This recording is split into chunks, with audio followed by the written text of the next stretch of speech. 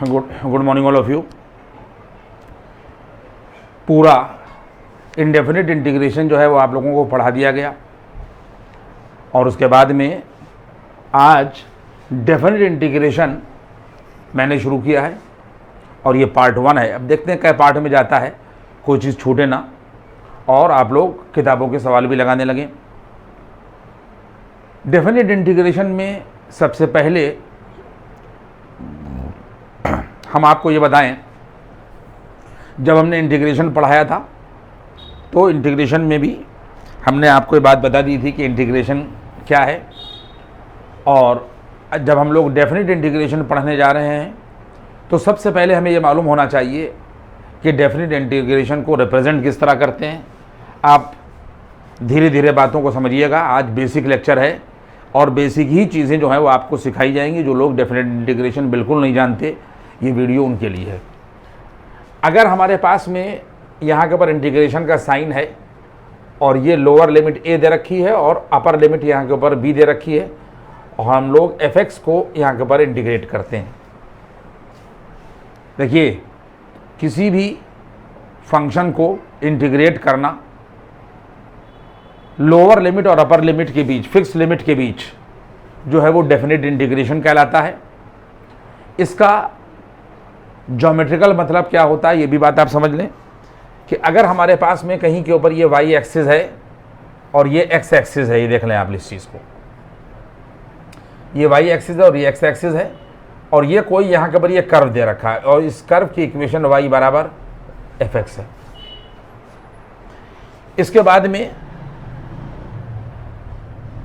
एक ऑर्डिनेट ये है और एक ऑर्डिनेट यहाँ के ऊपर ये है। ये हम आपको डेफिनिट इंटीग्रेशन की ज्योमेट्री बता रहे हैं कि अगर हमारे पास में कोई ये फंक्शन है, उसका ये कर्व दे रखा है और दो ऑर्डिनेट हैं, एक ऑर्डिनेट x बराबर a से रिप्रेजेंट हो रहा है और एक लाइन या ऑर्डिनेट जो है वो x बराबर b से रिप्रेजेंट हो रहा है, तो अगर हम ये एरिया निकालना चाहते हैं, कौन सा एरिया, ये एरिया हम लोग निकालना चाहते हैं। सब लोग बात को समझिएगा कि अगर हम लोग ये एरिया निकालना चाहते हैं, ये एरिया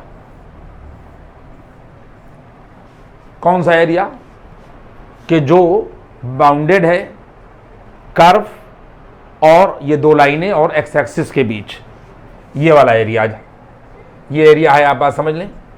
ये एरिया हम लोग निकालना चाह रहे हैं।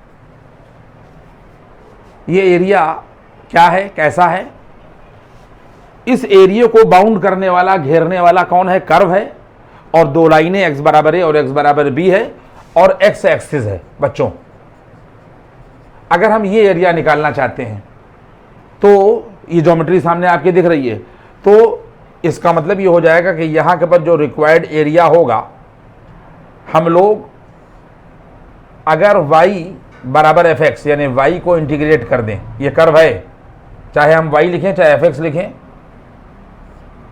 लोअर लिमिट x बराबर a और अपर लिमिट x बराबर यहाँ के b के बीच, तो हम लोगों को रिक्वायर्ड एरिया मालूम हो जाएगा। अब सब लोगों को इसकी ज्योमेट्री मालूम हो गई कि अगर हमारे पास में कहीं के ऊपर लोअर लिमिट a लिखी है और अपर लिमिट b लिखी है और ये फंक्शन इंटीग्रेट हो रहा है लोअर और अपर लिमिट के बीच, तो ये डेफिनिट इंटीग्रेशन कहलाता है, फिक्स लिमिट के बीच। और इसकी ज्योमेट्री ये होती है। इसका मतलब ये है कि आपके दिमाग में इसकी पिक्चर और इसकी ज्योमेट्री ये होना चाहिए कि इसका मतलब ये है कि कोई कर्व है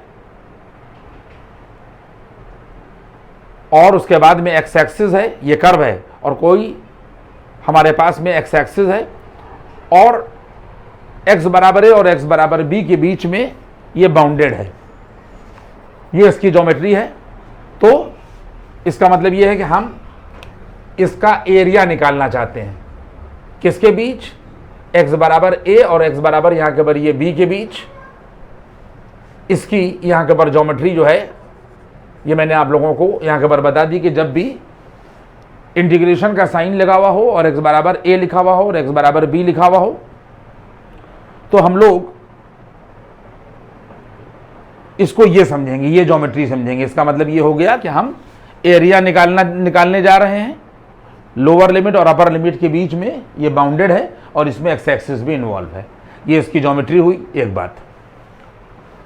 दूसरी बात यह है कि अगर हम किसी भी फंक्शन को x बराबर a और x बराबर b के बीच में, यानी इनडेफिनिट इंटीग्रेशन है ये, अगर x बराबर a और x बराबर b के बीच किसी फंक्शन को इंटीग्रेट कर रहे हैं और इस फंक्शन का इंटीग्रेशन मान लिया जाए कि कोई नया फंक्शन f(x) मिला, जिस तरीके से हम लोग sin x को इंटीग्रेट करेंगे तो माइनस का cos x मिलेगा, इसी तरीके से यहाँ के पर अननोन फंक्शन है और इस अननोन फंक्शन को जब हम इंटीग्रेट करेंगे तो हमें कोई नया फंक्शन यहाँ के ऊपर f(x) मिल गया। इसके बाद में इंटीग्रेशन ये फंक्शन होगा और लोअर लिमिट a ये लगा दी जाएगी और अपर लिमिट यहाँ के ऊपर b लगा दी जाएगी। ये उन लोगों को सिखाया जा रहा है कि जिन लोगों ने बिल्कुल भी डेफिनेट इंटीग्रेशन नहीं पढ़ा। जब इस फंक्शन को इंटीग्रेट करेंगे और इंटीग्रेट करने के बाद में ये वैल्यू आ जाएगी, ये नया फंक्शन आ जाएगा, तो लोअर लिमिट ये लगा दी जाएगी और अपर लिमिट ये लगा दी जाएगी और इसके बाद में फिर हम लोग पहले अपर लिमिट अप्लाई करेंगे और माइनस के यहाँ के पर हम लोग कर देंगे यहाँ के पर f है। ये बात आप समझ लें, बात समझ में आ रही है? ये हमने आपको एक बात बता दी कि ये तरीका होगा अप्लाई करने का कि पहले h की जगह के ऊपर अपर लिमिट रखी जाएगी और फिर माइनस आएगा और फिर उसके बाद में लोअर लिमिट रख दी जाएगी। यहाँ तक बात पहुंची। इसके बाद में दूसरी और ख़ास बात यह है कि जिस तरीके से हम लोग इंडेफिनिट इंटीग्रेशन में कांस्टेंट ऑफ इंटीग्रेशन जोड़ते हैं, इसमें कांस्टेंट ऑफ इंटीग्रेशन नहीं जोड़ा जाता। क्यों? कि अगर हम किसी भी फंक्शन को इंटीग्रेट कर रहे हैं, आप देख लें कि अगर हम किसी भी फंक्शन को इंटीग्रेट कर रहे हैं, मैंने इंटीग्रेट किया और उसके बाद में यहाँ के पर ये b आ गया और ये यहाँ के पर ये f(x) आ गया और ये dx, और मान लीजिए कि इस फंक्शन का इंटीग्रेशन यहाँ के ऊपर ये f(x) मिला और इसमें हम लोगों ने प्लस का c जोड़ दिया और हमने आपको बताया है कि लोअर लिमिट a और अपर लिमिट b लगा दी जाएगी और हमने कांस्टेंट इंटीग्रेशन जोड़ दिया। और हमने आपको ये बात बताई कि जब भी हम लोग डेफिनेट इंटीग्रेशन करते हैं, डेफिनेट का मतलब ये हो गया कि जिसमें लोअर लिमिट और अपर लिमिट के बीच, फिक्स लिमिट के बीच में किसी भी फंक्शन को इंटीग्रेट करते हैं तो हम लोग कांस्टेंट इंटीग्रेशन नहीं जोड़ते। अगर हम कांस्टेंट इंटीग्रेशन जोड़ देंगे तो क्या होगा, क्लैरिफिकेशन देखें कि यहाँ के पर ये वैल्यू यहाँ के पर आ जाएगी fb। ये देखिए हम लोगों ने x की जगह के ऊपर पहले अपर लिमिट रखा और प्लस c रखा, ये रखा, और इसके बाद हमने आपको बताया कि आप लोग ये माइनस लगाएंगे और माइनस लगाने के बाद में फिर यहाँ के पर fa करेंगे और उसके बाद में प्लस का, ये देखिए यहाँ के पर ये c आ गया। हमारे पास में ये सिचुएशन थी, एक बार हमने अपर लिमिट रख दी और एक बार हमने लोअर लिमिट रख दी और c जो है वो जुड़ा हुआ है वो हमने जोड़ दिया। और हमने आपको बताया कि नहीं जुड़ेगा। क्यों नहीं जुड़ेगा, क्यों बता रहा हूँ मैं आपको। पहले काम क्या किया कि मैंने आपको ज्योमेट्री बता दी कि इसका मतलब ये होगा, ये या ये, चाहे यहाँ के ऊपर आप y लिखें और चाहे यहाँ के ऊपर a और b और उसके बाद में यहाँ के ऊपर f(x) और यहाँ के ऊपर dx लिखें, ये इसकी ज्योमेट्री होगी। यानी इस फंक्शन का आप लोग एरिया निकाल रहे हैं a और b के बीच में। यहाँ पर क्या होगा कि c डेफिनेट इंटीग्रेशन में नहीं जोड़ा जाएगा। अगर जोड़ देंगे तो क्या होगा कि रिजल्ट आ जाएगा, देखिए यहाँ के ऊपर fb और प्लस c माइनस का यहाँ के ऊपर fa और माइनस का c, और देखिए ये c प्लस का और माइनस का कट जाएगा और रिजल्ट आ जाएगा fb और माइनस का यहाँ के ऊपर ये fa। ये दो बातें मैंने आज बिगिनिंग में आपको बता दी। अभी इसकी प्रॉपर्टीज़ आएंगी, अभी चीज़ें आएंगी, लेकिन आज मैंने आपको बेसिक इंटीग्रेशन की बात, डेफिनेट इंटीग्रेशन की बात की। एक तो मैंने आपको इसकी ज्योमेट्री बताई और दूसरी बात मैंने आपको ये बताई कि इसमें कांस्टेंट इंटीग्रेशन नहीं जोड़ा जाता। अब डेफिनेट इंटीग्रेशन से सवाल कैसे लगाए जाते हैं, इस बात के ऊपर गौर करिए।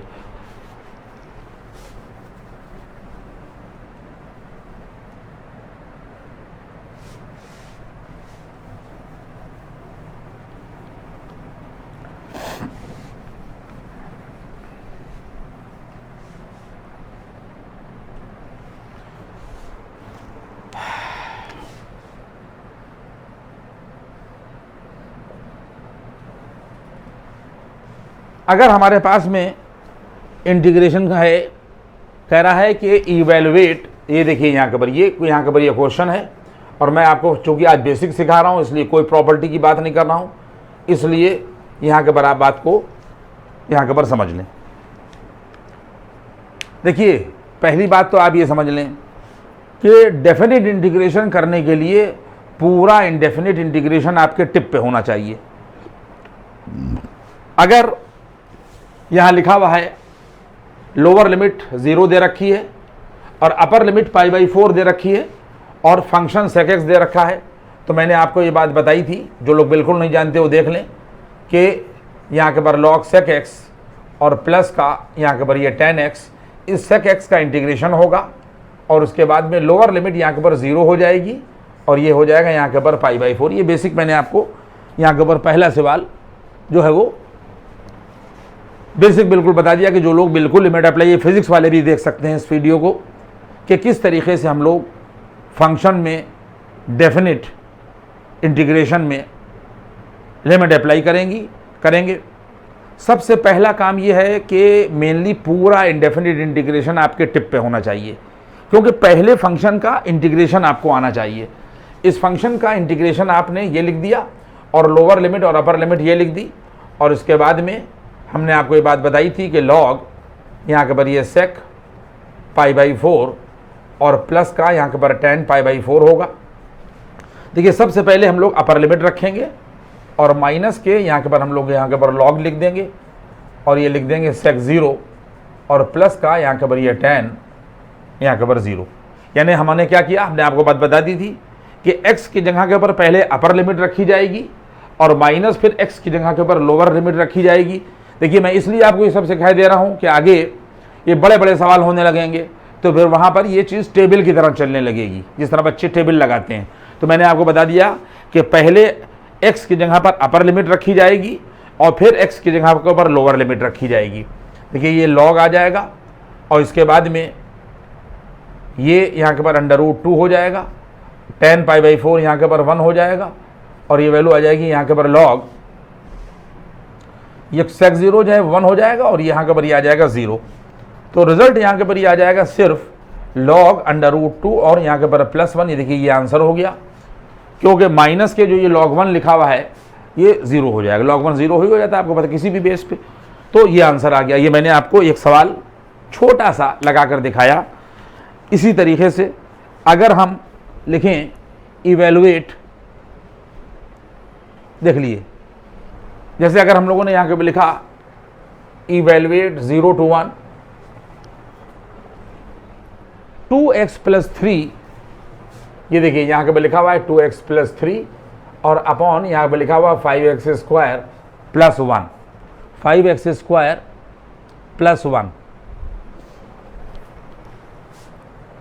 और विद रिस्पेक्ट टू यहाँ के पर ये x। सबसे पहली जो प्रॉब्लम आएगी वो डेफिनेट की नहीं आएगी। अभी तो प्रॉपर्टी अगर मैंने पढ़ाई नहीं है, अब देखें अगले वीडियो में प्रॉपर्टी पे इंशाल्लाह हम लोग पहुंचेंगे। लेकिन बेसिक ये है कि अगर आप 2x + 3 और अपॉन 5x² + 1 को इंटीग्रेट ही ना कर पाएँ तो फिर लिमिट अप्लाई करने का मतलब कुछ नहीं होगा। तो सबसे पहले हमें पूरी तरीके से इत्मीनान है कि बहुत से बच्चे जो होंगे वो इसको इंटीग्रेट ही नहीं कर पाएंगे, जिनका हल्का हाथ होगा वो इसको इंटीग्रेट नहीं कर पाएंगे। लेकिन बहरहाल मैंने आपको पहले बता दिया कि पूरी इंडेफिनिट आपके टिप पर होना चाहिए। देखिए मैंने इसको शुरू किया सवाल को, और सवाल को शुरू करने के बाद ये हम लोगों ने 0 to 1 लिखा और ये 2x और अपॉन यहाँ के पर ये 5x² + 1 dx अलग कर लिया और 0 to यहाँ के पर 1 और 3 यहाँ के पर dx और अपॉन 5x² + 1 जो है वो हम लोगों ने अलग कर दिया। देखिए ये हम इंटीग्रेट कर रहे हैं। 0 और 1 की लिमिट पहले 2x अपॉन ये कर दिया और +3 अपॉन यहाँ के पर ये कर दिया। इसके बाद में फिर उसके बाद यहाँ पर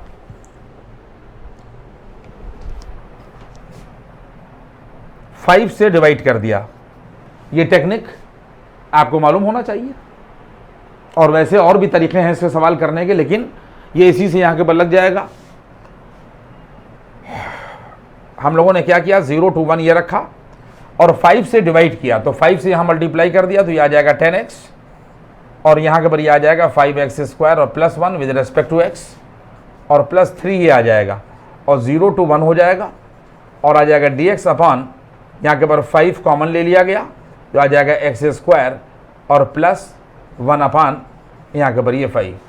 देखिए दोनों जगह के ऊपर रीज़न है कि हमने 5 से यहाँ डिवाइड क्यों किया और वहाँ पर 5 क्यों कॉमन लिया। वैसे तो मैंने आप लोगों को लीनियर और अपान क्वाड्रेटिक फॉर्म पढ़ाई है, आप उस तरीके से भी कर सकते हैं कि ऊपर लीनियर हो, ऊपर लीनियर है 2x और नीचे क्वाड्रेटिक है। तो हमने आपको इंटीग्रेशन में, आप देखिएगा हमारे इंडेफिनिट के वीडियो, हमने आपको इंटीग्रेशन में px प्लस क्यू और upon ax square plus bx plus c पढ़ाई है। जिस तरीके से उसका इंटीग्रेशन किया जाएगा वैसे ही इसको भी किया जा सकता है, लेकिन अब चूंकि आसानी से ये हुआ जा रहा था तो मैंने यहाँ के ऊपर 5 से डिवाइड और 5 से मल्टीप्लाई कर दिया। और उससे फ़ायदा बच्चों ये हो गया है कि 5x स्क्वायर प्लस 1 को अगर हम लोग t मान लें इतने पार्ट में, इस वाले पार्ट में, तो ये देखिए 10x dx बराबर आ जाएगा dt। तो इससे फ़ायदा ये हुआ कि 10x और dx जो है वो dt बन गया और t और log t हो जाएगा। और यहाँ वाले में क्या हुआ कि 3/5, ये देखिए ये तो बाहर हो जाएगा, ये 3 हो जाएगा, ये 3 ऊपर से लाया गया, 5 नीचे से, 3/5 बाहर हो जाएगा। अभी हम करके दिखाएंगे। और फिर ये वैल्यू बन जाएगी x स्क्वायर और प्लस 1/√5 का होल स्क्वायर। तो अब आप आइए 1/5 देखिए बच्चों ये लिखा और ऊपर वाल dt और नीचे यहाँ के ऊपर ये t लिखा और प्लस 3/5 ये लिखा और ये निशान लगाया और उसके बाद में यहाँ के ऊपर dx और अपॉन यहाँ के ऊपर ये x स्क्वायर और प्लस 1/√5 का ये होल स्क्वायर कर दिया। 0 और 1 और 0 और 1 यहाँ के ऊपर ये लिमिट लग गई, ये हो गया। इसके बाद में 1/, यहाँ के ऊपर ये 5 होगा और ये वैल्यू यहाँ के ऊपर ये आ जाएगी log t और प्लस का 3/, यहाँ के ऊपर ये 5 होगा। देखिए यहाँ के ऊपर ये 1/5 और यहाँ के ऊपर log t हो गया ये, ठीक है। अब एक बात यहाँ के ऊपर रुक के हम आपको यहाँ के ऊपर बता दें। क्या बता दें? अभी कई जगह वो चीज़ बताना पड़ेगी, लेकिन उसकी शुरुआत यहीं के ऊपर हो गई है कि अगर कहीं पर कोई भी फंक्शन t के बराबर माना जाएगा तो उसकी लिमिट चेंज हो जाएगी। इस बात को बहुत कायदे से आप समझ लें। अभी कई सवालों में इसको हम अप्लाई करेंगे, लेकिन यहाँ पर चूंकि बात आ गई है इसलिए आप बात को समझ लें कि अगर हम किसी भी फंक्शन को t के बराबर मान रहे हैं तो जो उसकी लिमिट हो जाएगी वो चेंज हो जाएगी। कैसे? इस बात को यहाँ पर रुक के आप समझ लें। ये हमने ये जो 5x स्क्वायर प्लस 1 बराबर t लिखा हुआ है, ये देखिए x बराबर ये 0 लिमिट है। ये जो 0 है ये x के लिए, t के लिए नहीं है।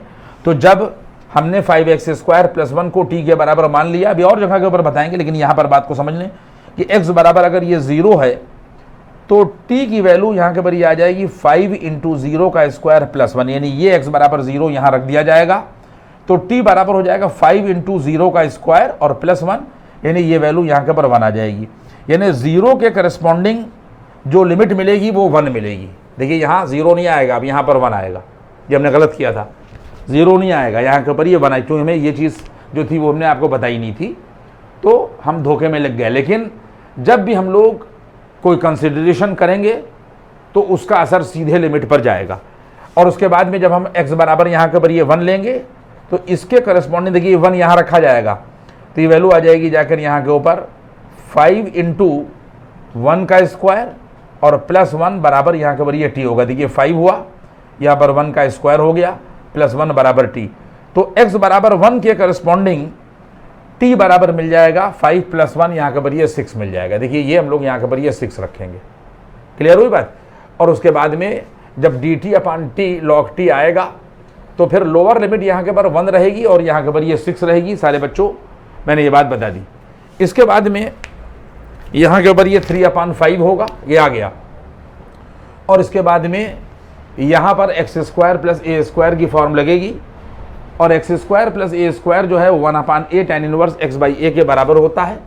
इसलिए 1/a तो ये हो गया, a ये है ना, और वैल्यू आ जाएगी यहाँ के ऊपर tan इनवर्स x/a, x/1/√5। और इसके बाद में इसमें यहाँ के ऊपर ये 0 और 1 यही लिमिट सेम रहेगी तो बराबर 1/5 रहेगा बच्चों। और हमने बताया था कि जो वेरिएबल होगा, जो फंक्शन होगा, उसकी जगह पर पहले अपर लिमिट और माइनस लोअर लिमिट। तो ये देखिए यहाँ के ऊपर ये log 6 आएगा और माइनस के ये आ जाएगा log 1, ये माइनस लगा दिया गया है, पहले 6 रखा गया और फिर माइनस करके फिर इसकी जगह 1 कर दिया गया, और प्लस यहाँ के पर ये 3/5 हो जाएगा इंटू √5, ये ऊपर चला जाएगा, और ब्रैकेट में यहाँ के पर ये वैल्यू हो जाएगी यहाँ के पर tan इनवर्स, और x अंडर यहाँ के पर ये 5, ये देखिए x √5 और अपान यहाँ के पर ये 1 हो जाएगा, और ये ब्रैकेट लगा दिया कि ये 0 लोअर लिमिट है और अपर लिमिट यहाँ के पर ये 1 है। देखिए 0 और 1 अपर लिमिट 1 और 0 लगा दी गई। इसके बाद में यहाँ के पर 1/5 log 6 मिलेगा बच्चों सिर्फ, क्योंकि log 1 जो है वो 0 हो जाएगा, ठीक है, ये log 6 मिलेगा, और प्लस के ये वैल्यू हो जाएगी यहाँ के पर 3/√5, क्योंकि ये जो 5 है ये √5 इंटू √5 में ब्रेक हो जाएगा और एक √5 इससे कट जाएगा। इसके बाद में ये वैल्यू यहाँ के पर ये आ जाएगी, देखिए tan इनवर्स, ये ब्रैकेट लगा दिया गया है, सबसे पहले अपर लिमिट ये आ जाएगा 1 इंटू यहाँ के पर √5 और माइनस के यहाँ के पर आ जाएगा tan इनवर्स यहाँ के पर 0, फिर x की जगह पर 0 रखोगे तो 0 के मल्टीपल में चाहे कोई भी चीज़ हो तो वो 0 हो जाएगी, तो बराबर वैल्यू आंसर आ जाएगा 1/5, ये देखिए log 6, और प्लस के 3 यहाँ के पर √5 होगा, और tan इनवर्स 1 की वैल्यू tan इनवर्स और यहाँ के पर √5 हो जाएगा, ये tan इनवर्स 1 इंटू है ना, ये आ जाएगा, और tan इनवर्स 0 जो है ये 0 हो जाएगा, इसकी वैल्यू निकाल कर लीजिएगा आप लोग, तो ये आ जाएगा 1/5 log 6 और प्लस के 3/√5, और ये आ जाएगा यहाँ के पर tan इनवर्स √5, और ये इसका यहाँ के पर आंसर हो जाएगा। यानी यहाँ पर एक नई बात आपको ये पता चली कि जब हम कोई भी चीज़ t के बराबर दूसरे वेरिएबल के बराबर कंसीडर करेंगे तो हमेशा लिमिट जो है वो चेंज हो जाएगी। ये दूसरा सवाल भी मैंने पूरा आपको करके दिखाया। बेसिक यही है कि जब भी आप लोग इनडेफिनिट इंटीग्रेशन की प्रैक्टिस नहीं करेंगे तो डेफिनेट नहीं लग पाएगा। यहाँ से हम लोगों ने इसको यहाँ के बराबर कर दिया।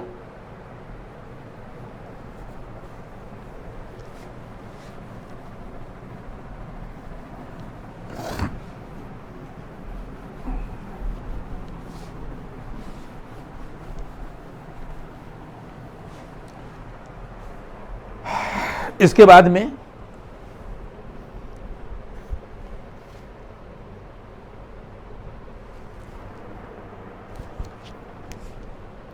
cos 2x, देखिए ये हमारे पास में यहाँ के पर ये दे रखा है, यहाँ के पर cos 2x, और ये दे रखा है log यहाँ के पर sin x, और लोअर लिमिट 0 है और अपर लिमिट जो है वो पाई है 0, और यहाँ के पर ये पाई, ये हमारे पास में डेफिनेट इंटीग्रेशन दे रखा है।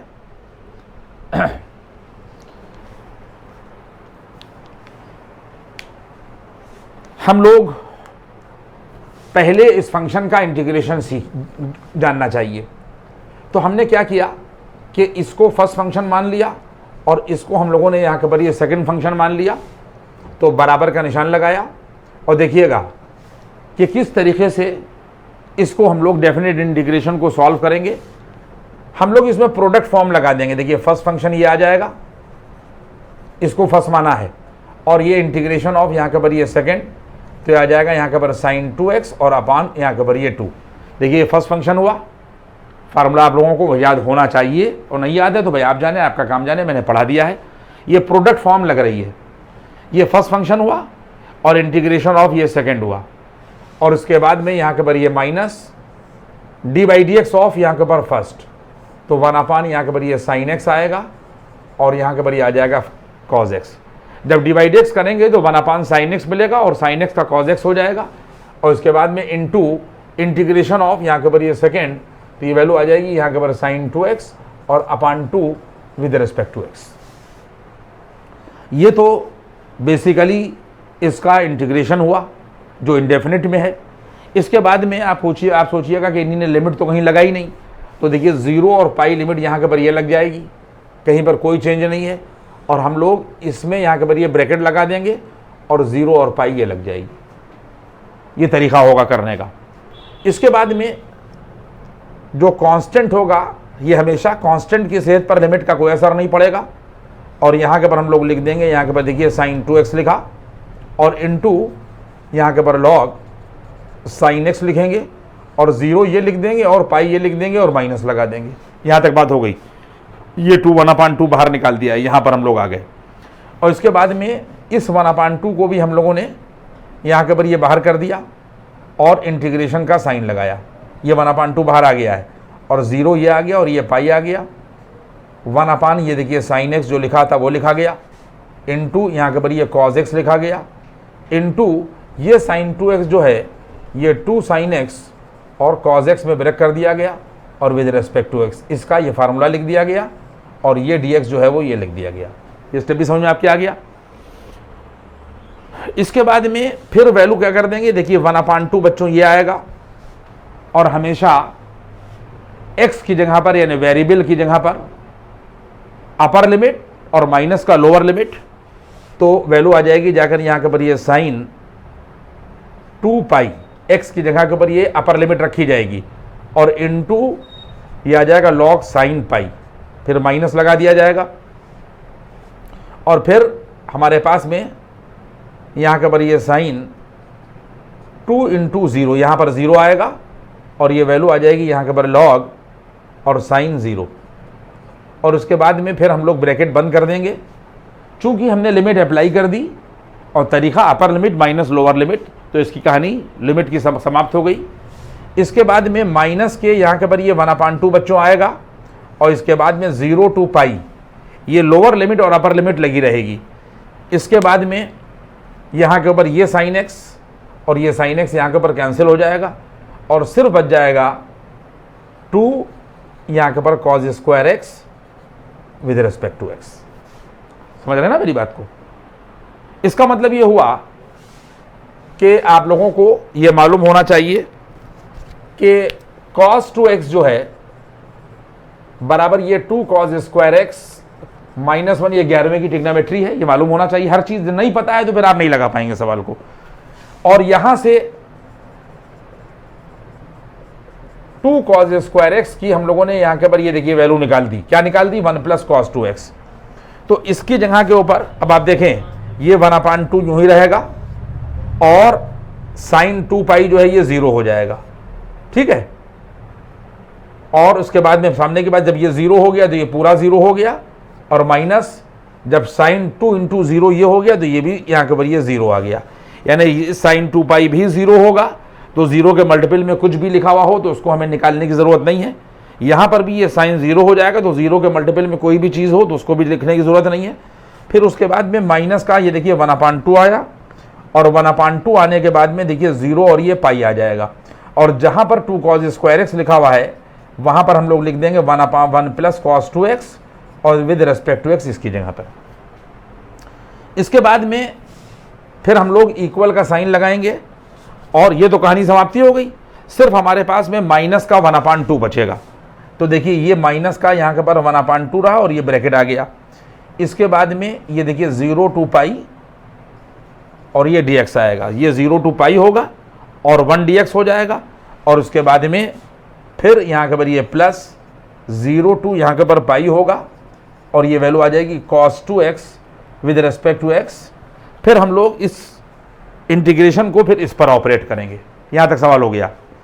फिर उसके बाद में रिजल्ट आ जाएगा माइनस के 1/2, देखिए ये ब्रैकेट लग गया, ये हो गया और इस dx को जब हम इंटीग्रेट करेंगे तो x आएगा, ठीक है।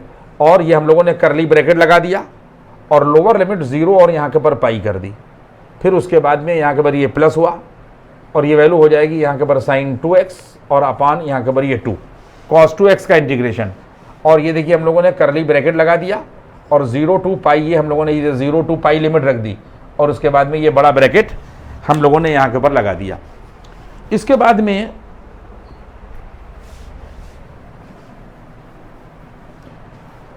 जब हम लोग इसको सॉल्व करेंगे बच्चों तो क्या हो जाएगा, माइनस के 1/2 ये आ जाएगा और ये वाला ब्रैकेट लग गया और उसके बाद में इस x की जगह के ऊपर अपर लिमिट और माइनस का देखिए लोअर लिमिट होगा और प्लस। हमेशा जब भी हम लोग लिमिट अप्लाई करते हैं तो कांस्टेंट को बाहर कर देते हैं। तो ये देखिए हम लोगों ने 1/2 बाहर कर दिया और वैल्यू आ जाएगी जाकर यहाँ के ऊपर साइन 2 पाई और माइनस का यहाँ के ऊपर आ जाएगा साइन 0। पहले x की जगह के ऊपर हम लोगों ने पाई रखा, फिर x की जगह के ऊपर हम लोगों ने 0 रखा। माइनस का देखिए 1/2 ये मिलेगा, और पाई माइनस 0 का मतलब ये पाई हो जाएगा प्लस, और यहाँ के ऊपर ये हाफ होगा, और साइन 2 पाई जो है वो 0 हो जाएगा, और माइनस का यहाँ के ऊपर 0। तो इसका मतलब ये हो जाएगा कि जब आप इसको सॉल्व करिएगा तो ये जो पार्ट है ये तो 0 हो गया, तो सिर्फ आंसर आ जाएगा यहाँ के ऊपर -k π/2। ये देखिए, मैं हड़बड़ी में नहीं हूँ कि हम पहले ही लेक्चर में मार प्रॉपर्टीज़ और ये सब बताना शुरू कर देते। मैं आज आपको सिर्फ ये सिखा रहा हूँ कि डेफिनेट इंटीग्रेशन का क्या मतलब होता है, ये बताया। उसके बाद में फिर हमने आपको ज्योमेट्री बताई, और एक चीज़ बीच में और आई जो मैंने आपको बता दी, सिर्फ एक ही सवाल में आई है, लेकिन और सवालों में भी आएगी कि जब भी हम लोग कोई कंसीडरेशन करेंगे t के बराबर, यानी एक वेरिएबल दूसरे वेरिएबल में कन्वर्ट कर देंगे, तो हमेशा लिमिट जो है ज़रूर चेंज हो जाएगी। ये मैंने आप लोगों को सवाल लगा कर दिखाया।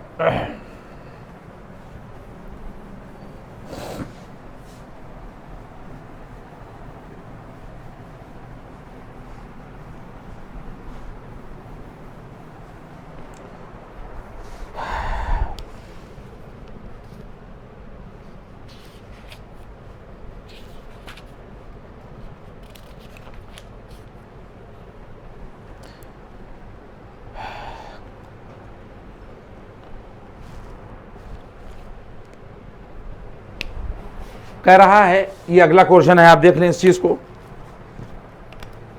ये क्वेश्चन है, कह रहा है कि 0 to इन्फिनिटी यहाँ के ऊपर लिमिट है, लोअर और अपर लिमिट है, और x ये दे रखा है बच्चों, ये अच्छा सवाल है, और tan इनवर्स x का यहाँ के ऊपर ये होल स्क्वायर दे रखा है,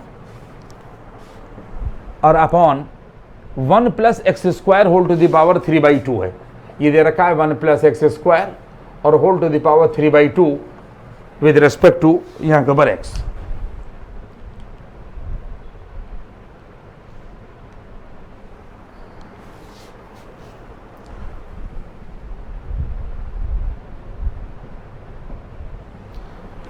इसमें अच्छा खासा, ये देखिए बड़ा सवाल है।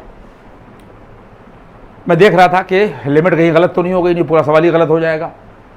अब हम कोई भी सवाल होगा तो सबसे पहले जो आपका पाला पड़ेगा वो पड़ेगा इनडेफिनिट इंटीग्रेशन से। पहले तो आप उसको इंटीग्रेट करें और सिंपली फिर बाद में जो है वो लिमिट अप्लाई कर दें। हम लोगों ने यहाँ के ऊपर मान लिया कि ये tan इनवर्स x को t के बराबर सपोज कर लिया। फिर वही बात आप देखिए शुरू हो रही है धीरे धीरे बात कि लिमिट चेंज हो जाएगी, और इसके बाद में x बराबर यहाँ के ऊपर ये tan t हो जाएगा। फिर उसके बाद में dx बराबर ये आ जाएगा sec² t और dt। सब समझ गए मेरी बात आप? इसके बाद में लिमिट चेंज होगी। देखिए ये जो लिमिट है ये x के लिए है, और आपने कन्वर्जन कर दिया t, यानी पूरा सवाल अब जब t में हो जाएगा तो फिर x वाली लिमिट जो है वो बेकार हो जाएगी। तो आपने जब कहा कि x बराबर यहाँ के ऊपर 0, यानी ये लोअर लिमिट ली, तो t बराबर हो जाएगा tan इनवर्स 0, यानी इस x बराबर 0 को यहाँ आपने रखा तो t बराबर tan इनवर्स 0 मिलेगा और इसकी वैल्यू 0 हो जाएगी। इसका मतलब यह है कि 0 के करस्पॉन्डिंग 0 ही मिलेगा। और जब हम लोग x बराबर इन्फिनिटी रखेंगे तो t बराबर मिल जाएगा यहाँ के ऊपर tan इनवर्स इन्फिनिटी, और ये वैल्यू मिल जाएगी जाकर π/2। जितने भी लोग वीडियो देख रहे हैं वो क्लास 12 वाले हैं, तो क्लास 12 वाले इनवर्स सर्कल फंक्शन पढ़ ही चुके। तो x बराबर जब हम लोग इन्फिनिटी रखेंगे तो tan इनवर्स इन्फिनिटी जो है वो t के बराबर है, यहाँ के ऊपर π/2 मिलेगा।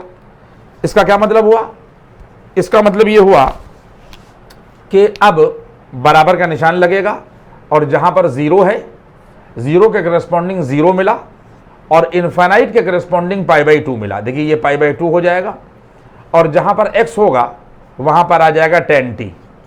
ये देखिए x बराबर tan t, और जहाँ पर tan इनवर्स x होगा वहाँ पर t आएगा, और t का हो जाएगा होल स्क्वायर, क्योंकि होल स्क्वायर है, और अपॉन और ये वैल्यू आ जाएगी जाकर 1 प्लस, और जहाँ पर x लिखा हुआ है वहाँ पर tan t आ जाएगा, यानी आ जाएगा tan स्क्वायर t, और इसके ऊपर पावर हो जाएगी 3/2, ये आ गई।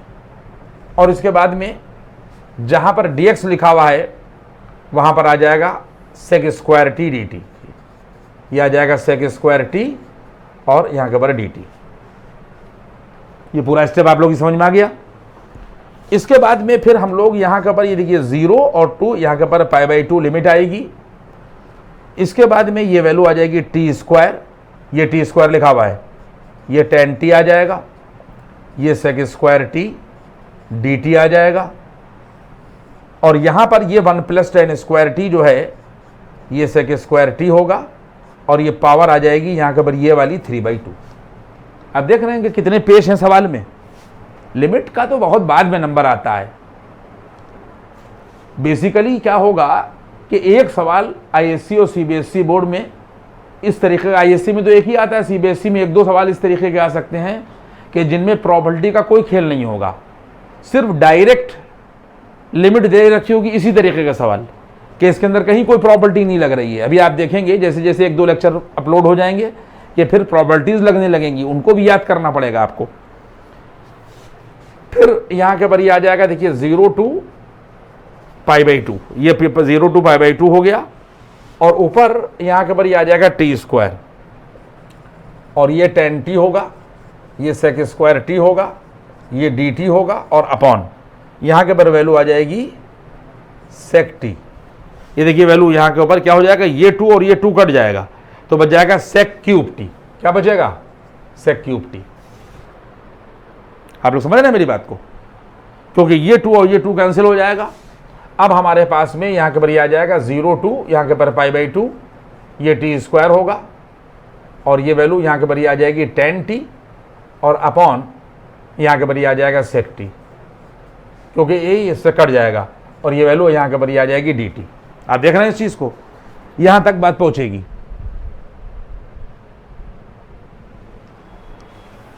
इसके बाद में फिर इक्वल का निशान लगेगा, और 0 to यहाँ के ऊपर π/2 होगा, ये टी स्क्वायर होगा, और ये देखिए tan t sin t अपान cos t में ब्रेक हो जाएगा, यानी ये जो tan t है ये sin t अपान cos t में ब्रेक हो जाएगा, और इनटू ये 1 अपान sec t जो है ये cos t में ब्रेक हो जाएगा, और ये जो dt है वो आगे आ जाएगा। तो वैल्यू आ जाएगी जाकर यहाँ के ऊपर ये, और ये कैंसिल हो जाएगा, तो सिर्फ हमारे पास में बचेगा 0 to π/2, और ये वैल्यू मिल जाएगी टी स्क्वायर और sin t और यहाँ के ऊपर dt।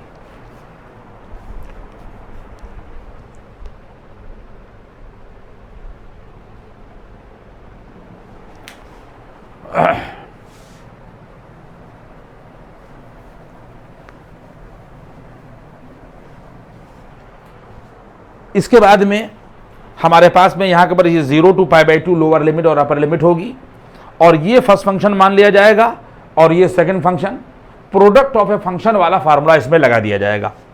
तो बराबर का निशान लगेगा और आ जाएगा फर्स्ट फंक्शन। देखिए ये आ गया यहाँ के ऊपर फर्स्ट फंक्शन, फिर इनटू इंटीग्रेशन ऑफ सेकंड, ये आ गया फर्स्ट फंक्शन हुआ, और इंटीग्रेशन ऑफ ये सेकंड, ये माइनस का यहाँ के ऊपर cos t हुआ, ये इनटू लगा हुआ है, और इसके बाद में फिर ये माइनस 0 to π/2 लिमिट यहाँ के ऊपर लगा दी गई, और यहाँ के ऊपर ये ब्रैकेट लगाकर हम पीछे बता चुके हैं कि 0 to π/2 लगा दी जाएगी। ये फर्स्ट फंक्शन हुआ, इंटीग्रेशन ऑफ सेकंड हुआ माइनस, अब इसके बाद में d/dt ऑफ फर्स्ट, तो ये 2t हो जाएगा, और उसके बाद में इंटीग्रेशन ऑफ सेकंड माइनस के यहाँ के ऊपर ये आ जाएगा यहाँ के ऊपर cos t, और उसके बाद में dt। आप लोगों ने देखा first function, integration of second minus integration का साइन d/dt ऑफ यहाँ के ऊपर फर्स्ट और इंटीग्रेशन ऑफ सेकंड। इसके बाद में इस माइनस को हम लोगों ने यहाँ के ऊपर बाहर ले लिया, ये वाला माइनस बाहर ले लिया जाएगा। लिमिट सिखा रहा हूँ मैं आप लोगों को कि किस तरह लिमिट अप्लाई की जाएगी। कोई भी कांस्टेंट होगा, -1 हो चाहे -2 हो, इसको बाहर कर लिया जाएगा। इसके बाद में यहाँ के ऊपर हमारे पास में टी स्क्वायर cos t बचा है। क्या बचा? T square cos t। तो पहले t की जगह के ऊपर अपर लिमिट रखी जाएगी और माइनस उसके बाद में लोअर लिमिट। तो ये आ जाएगा जाकर यहाँ के ऊपर पाई स्क्वायर अपान 4, यानी जब पाई बाई 2 टी की जगह पर रखिएगा तो पाई स्क्वायर अपान 4 मिल जाएगा, और इनटू यहाँ के पर आ जाएगा कॉस पाई बाई 2, और ये माइनस, ये वाला माइनस बाहर जा चुका है, और फिर हम इसकी जगह के ऊपर ये 0 कर देंगे और इनटू यहाँ के ऊपर कर देंगे cos 0, और देखिए ये ब्रैकेट बंद हो जाएगा और ये माइनस बाहर आ जाएगा, तो ये वैल्यू हो जाएगी जाकर यहाँ के ऊपर ये प्लस, और 2 बाहर कर दिया गया, और ये वैल्यू आ जाएगी 0 टू यहाँ के ऊपर पाई बाई 2 और t, और उसके बाद में cos t और यहाँ के ऊपर ये dt। सब लोग मेरी बात समझ गए? इसके बाद में नीचे का हिस्सा हम लोग यहाँ के ऊपर देखिए ये हमने रब कर दिया। इसमें क्या होगा, बराबर का निशान लगेगा और ये पूरी वैल्यू यहाँ से यहाँ तक की ये 0 हो जाएगी, क्योंकि cos 90 जो है वो 0 होता है, तो इसका कुछ मतलब नहीं रह गया, और ये 0 के मल्टीपल में आ गए तो उसका भी कोई मतलब नहीं, तो पूरे का पूरा हिस्सा जो है वो 0 हो गया। और इसके बाद में ये देखिए प्लस का, ये देखिए ये 2 आया, और ये ब्रैकेट हम लोगों ने लगा दिया। इसके बाद में इसको फर्स्ट फंक्शन और इसको सेकंड फंक्शन फिर लगाया, तो ये वैल्यू आ जाएगी जाकर यहाँ के पर first function integration of second, ये साइन टी हो जाएगा। ये देखिए फर्स्ट फंक्शन हुआ और फिर इंटीग्रेशन ऑफ सेकेंड हुआ, यहाँ के पर माइनस, लेकिन जो फंक्शन आ गया है उसके ऊपर लिमिट 0 टू पाई बाई 2 ये लगा दी जाएगी, 0 टू पाई बाई 2, और माइनस इंटीग्रेशन का साइन लगाया जाएगा, लिमिट जो है वो 0 टू पाई बाई 2 वैसी रखी जाएगी।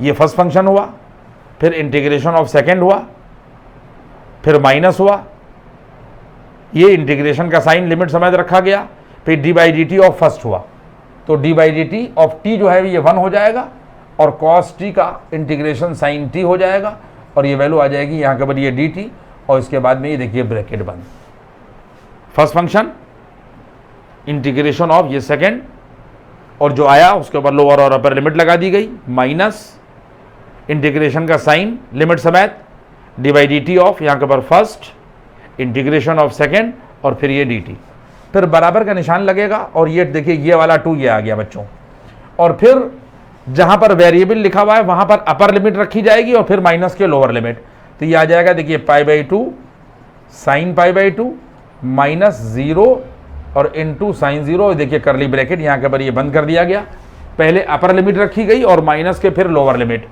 और उसके बाद में माइनस साइन टी का इंटीग्रेशन माइनस के cos टी होगा, तो देखिए माइनस के ये cos टी हो गया, और 0 और पाई बाई 2 ये लगा दिया गया, और ये ब्रैकेट बंद कर दिया गया, 2 बाहर लगा हुआ है, तो बराबर 2 लगा रहने दीजिए।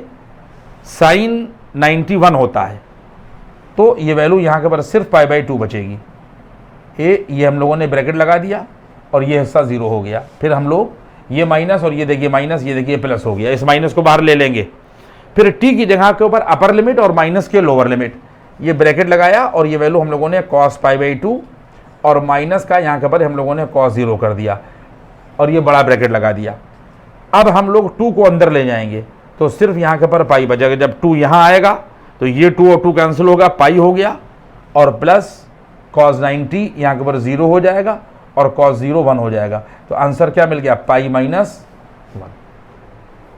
मैंने आपको ये पूरा, आज हम क्या कर रहे हैं, आज हम प्रॉपर्टी का इस्तेमाल नहीं कर रहे हैं, आज हम लोग इंडेफिनिट इंटीग्रेशन डायरेक्ट वाले सवाल दिए हुए हों तो हम उसका एप्लीकेशन अप्लाई करना सीख रहे हैं कि कैसे हम लोग अप्लाई करेंगे। अब आप यहाँ के ऊपर देख लीजिए कि हमने आपको सिखाया कि ये लिमिट जो फंक्शन इंटीग्रेट होकर आएगा इस तरह यहाँ लग जाएगी, फिर आगे उसी तरह चलती जाएगी। तो जब आप बड़े बड़े सवाल लगाएंगे तो आपको लिमिट का अप्लाई करना जो है वो आना चाहिए।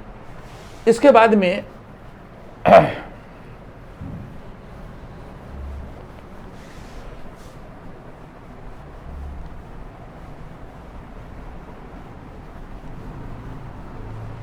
हम लोग आगे बढ़े, और आगे बढ़ने के बाद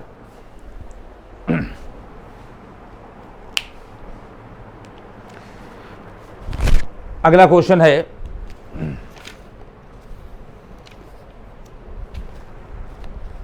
जीरो टू यहां के ऊपर ये पाई बाई 2,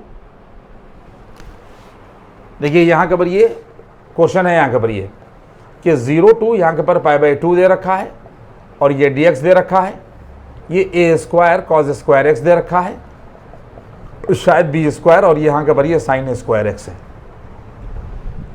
हम लोग इसका इंटीग्रेशन जो है वो यहाँ के पर हम लोगों को करना है। मैंने हर फॉर्म आपको सिखा दी है, आप उस फॉर्म के हिसाब से भी कर सकते हैं। जो कल का वीडियो 10th अपलोड हुआ है उसमें ही मैंने आप लोगों को ये सिखाया है कि इस तरीके की अगर कोई फॉर्म है जिसमें a square cos square x और plus b square sine square x लिखा हुआ है, तो हम लोग इस फॉर्म को पहचानेंगे और कॉस स्क्वायर एक्स से, शायद मैंने बताया उसमें देख लीजिएगा आप पीछे के वीडियो में जो इंडेफिनिट के पढ़ाए हैं, कॉस स्क्वायर एक्स से न्यूमरेटर और डिनोमिनेटर में डिवाइड कर देंगे। तो यहाँ के ऊपर हम लोगों ने इसको आई के बराबर मान लिया और 0 to हम लोगों ने यहाँ के ऊपर π/2 लिखा और वैल्यू यहाँ के ऊपर ये आ जाएगी sec square x d x. Cos square x से जब हम लोग यहाँ डिवाइड करेंगे तो ये मिलेगा, यहाँ के ऊपर सिर्फ ए स्क्वायर मिलेगा, ये कट जाएगा और यहाँ के ऊपर जब हम लोग डिवाइड करेंगे तो मिल जाएगा यहाँ के ऊपर tan स्क्वायर और यहाँ के ऊपर एक्स और dx लिखा हुआ है। ये मैंने आपको फॉर्म में सिखाया था। इसके बाद में फिर वैल्यू क्या आ जाएगी कि हम लोग tan x को t के बराबर मानेंगे। आप देख लें लिमिट चेंज हो जाएगी, tan x को हम लोग t के बराबर सपोज कर लेंगे। जब हम लोग tan x को t के बराबर सपोज करेंगे तो ये वैल्यू आ जाएगी सेक स्क्वायर एक्स dx बराबर यहाँ के ऊपर dt। ये बहुत इंपॉर्टेंट क्वेश्चन है, ये ध्यान रखिएगा। सेक स्क्वायर एक्स और dx यहाँ के ऊपर dt हो जाएगा और ये जो लिमिट है ये x के लिए है। तो जब x बराबर 0 होगा तो ये t बराबर आ जाएगा यहाँ के ऊपर ये tan 0, यानी हम लोग यहाँ के ऊपर 0 रख देंगे तो t की वैल्यु यहाँ के ऊपर tan 0 यानी 0 मिलेगी।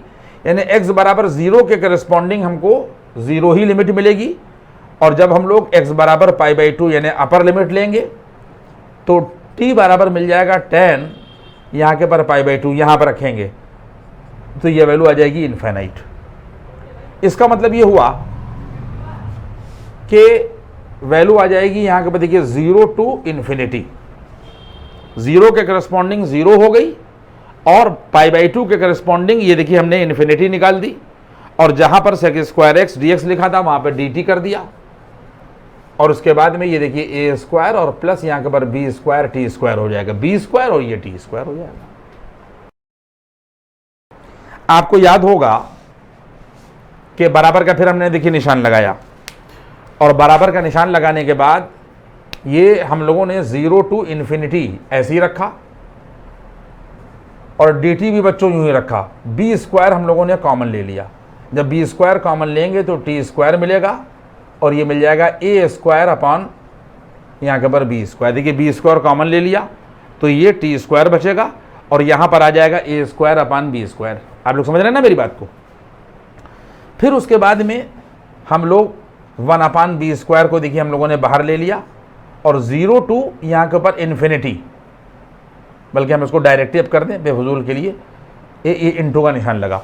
जब हम 1 अपॉन बी स्क्वायर बाहर ले लेंगे और 0 to इन्फिनिटी को तो भूल जाइए, अभी तो इंटीग्रेशन करना है और जब इंटीग्रेट करेंगे तो ये आ जाएगा देखिए dt, यानी अगर x होता तो dx पढ़ते और ये हो जाएगा एक्स स्क्वायर और प्लस कांस्टेंट का स्क्वायर यानी x square plus a square, a upon b का होल स्क्वायर हो जाएगा। तो अगर dx upon x square plus a square लिखा है तो ये देखिए 1 अपॉन ए आएगा, ये ए है, ए अपॉन बी का होल स्क्वायर है तो 1 अपॉन ए और ये वैल्यू आ जाएगी यहाँ के ऊपर tan इनवर्स x अपॉन ए, तो t अपॉन यहाँ के ऊपर a अपॉन बी आ जाएगा और इसके बाद में इसमें हम लोग 0 to इन्फिनिटी लिमिट लगा देंगे। समझ में बात आ गई आपके। इसके बाद में फिर ये देखिए 1 अपॉन ये देखिए बी स्क्वायर लिखा जाएगा और ये रिजल्ट आ जाएगा यहाँ के ऊपर b अपॉन ए, ये b ऊपर चला गया और इसके बाद में ये वैल्यू आ जाएगी जाकर tan इनवर्स, देखिए ये आ गया है और ये आ जाएगा बी टी अपॉन ए। क्या आ जाएगा? बी टी अपॉन ए। तो वैल्यू क्या होगी? ये आ जाएगा यहाँ के ऊपर ये बी और ये बी कट जाएगा तो आ जाएगा 1 अपॉन ए बी। क्या आ जाएगा? 1 अपॉन ए बी। इसके बाद में tan इनवर्स और जहाँ पर t है इसकी में पहले अपर लिमिट रखी जाएगी तो ये आ जाएगा tan इनवर्स इन्फिनिटी। अब b/a से जब हम लोग t की जगह पर इन्फिनिटी रखेंगे तो इन्फिनिटी मिलेगा। याद रखिएगा, किसी भी कांस्टेंट से अगर इनफाइनाइट का मल्टीप्लिकेशन किया जाए तो हमेशा इनफाइनाइट ही मिलेगा। तो यहाँ के ऊपर ये वैल्यू यहाँ के ऊपर b/a है और t की जगह पर हमने इन्फिनिटी रखा, तो इसका मतलब इस इन्फिनिटी से b/a को मल्टीप्लाई कर दिया तो रिजल्ट क्या मिलेगा, इनफाइनाइट। और माइनस के ये आ जाएगा यहाँ के ऊपर tan इनवर्स ये 0। जब हम लोग लोअर लिमिट रखेंगे तो फिर t की जगह पर 0 रखेंगे तो b/a से जब मल्टीप्लाई करेंगे तो रिजल्ट 0 हो जाएगा। देखिए 1/, यहाँ के ऊपर ये a भी आ गया। tan इनवर्स इन्फिनिटी जो है π/2 होगा और tan इनवर्स 0 0 होगा, ये आ जाएगा π/, यहाँ के ऊपर ये 2ab। ये कई बार एग्जाम्स में जो है वो पूछा जा चुका है, बात आप समझ लें, ये बहुत ही इंपॉर्टेंट क्वेश्चन है। तो इसके बाद में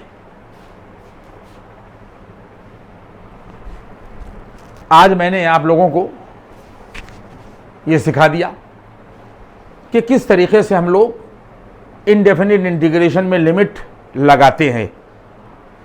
इसके बाद में नेक्स्ट वीडियो में देखेंगे, अगर कुछ प्रॉब्लम लगाने लायक हैं तो लगा दी जाएंगी और आपको प्रॉपर्टीज बेस्ड प्रॉब्लम्स जो है वो सिखाई जाएंगी। यहाँ तक मैंने पढ़ा दिया। इस वीडियो को आज आप लोग देख के चीज़ों को समझिए। जो डायरेक्ट सवाल हैं इनडेफिनिट इंटीग्रेशन के, आप लोग पहले इनडेफिनिट इंटीग्रेशन उसका निकालिए और उसके बाद में किस तरह हमने लिमिट आपको सिखाई है, इसको लिमिट को आप अप्लाई करिए और वीडियो कंटिन्यूटी में देखिएगा तो बहुत फ़ायदा होगा।